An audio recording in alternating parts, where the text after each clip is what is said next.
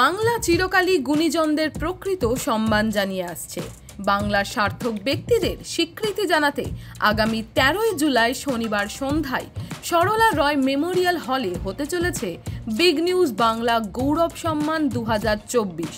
সঙ্গে থাকছে সঙ্গীতে সঞ্জয় চট্টোপাধ্যায় এবং আপনাদের মনোরঞ্জনের স্বার্থে হতে চলেছে ট্র্যাডিশনাল ফ্যাশন শো। আপনাদের সকলকে আমন্ত্রণ।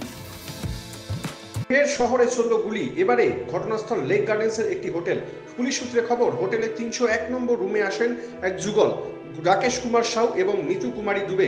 বিকেল 4:45 নাগাদ হঠাৎই হোটেলের কর্মীরা একটি গুলির শব্দ পান। কিছু বুঝে ওঠার আগেই রক্তাক্ত অবস্থায় বাইরে ছুটে আসতে দেখা যায় সেই তরুণীকে। তারপরেই আবারও গুলির শব্দে হোটেল কর্মীরা ছুটে যান সেই ঘরে। সেখানেই মাথায় গুলিবিদ্ধ অবস্থায় মাটিতে লুটিয়ে পড়ে থাকতে দেখা যায় রাকেশ কুমার সাউকে।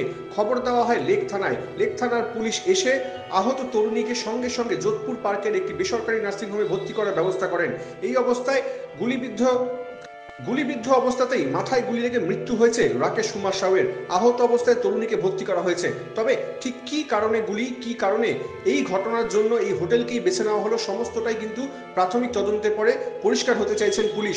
এই মুহূর্তে তরুণীর যে বয়ান, সেই বয়ান কিন্তু যথেষ্ট গুরুত্বপূর্ণ। তরুণী যতক্ষণ না কনশাস অবস্থায় আসছেন ততক্ষণ তার বয়ান রেকর্ড করা যাবে না বলেই পুলিশ সূত্রে খবর। ঘটনায় লেক থানার বিশাল পুলিশ বাহিনী সহ রয়েছেন DC south. Bureau report, big news.